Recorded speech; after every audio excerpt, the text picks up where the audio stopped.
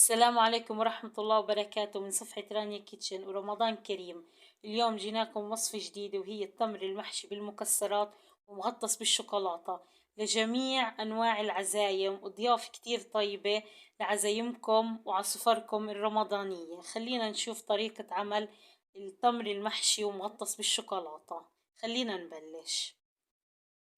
منا للوصفة منا تمر مجهول أو التمر اللي بدكم إياه، منا صوص الشوكولاتة، ومنا عين جمل ولوز وفستق حلبي حسب الرغبة. خلينا نبلش نعمل بالتمر. هسا عنا هون التمر، بتجيبوا سكينة صغيرة بتطلعوا النواة اللي جوا، بعدين بتحطوا فيها حبة اللوز،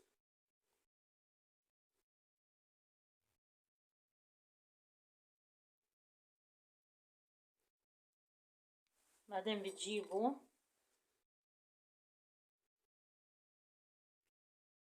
تنخزوها بس هيك، بعدين بتحطوه بصوص الشوكولاتة، بعدين بتحطوه بالصحن.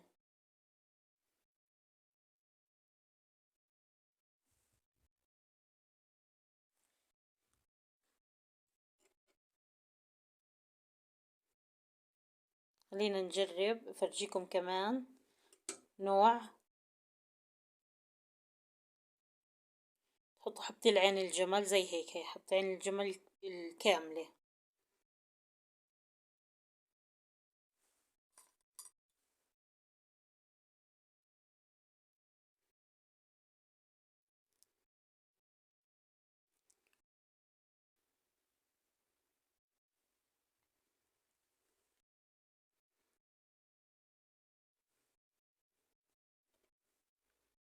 بعدين هسا بدنا نحط، طبعا بتضيفوا معها فنجان قهوة سادة. كتير كتير ضيافة طيبة برمضان. هاي الفستق الحلبي برضو بنخزه النكاشة بنحطه بالشوكولاتة. هسا طبعا انا عندي هون الشوكولاتة سايحة، هيك بيكون منظرهم. خلينا بنحطهم بالثلاجة لمدة ساعة، بعدين بنضيفهم لضيوفنا. خلينا نشوف طريقة تقديم التمر المحشي ومغطس بالشوكولاتة. هاي التمر صار جاهز عنا. بتمنى انه الوصفة تعجبكم وتجربوها. الف صحة وهنا. لا تنسوا تشتركوا بقناة رانيا كيتشن وتفعلوا زر الجرس وتكبسوا لايك. صحتين.